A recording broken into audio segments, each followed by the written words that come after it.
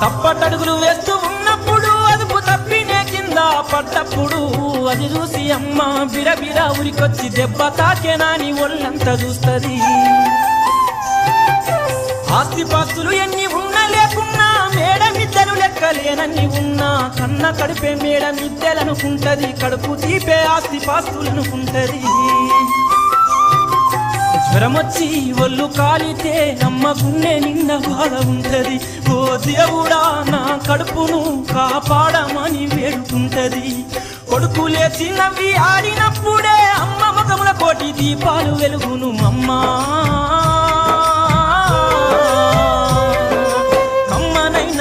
పాట వింటే ఎంత మధురమో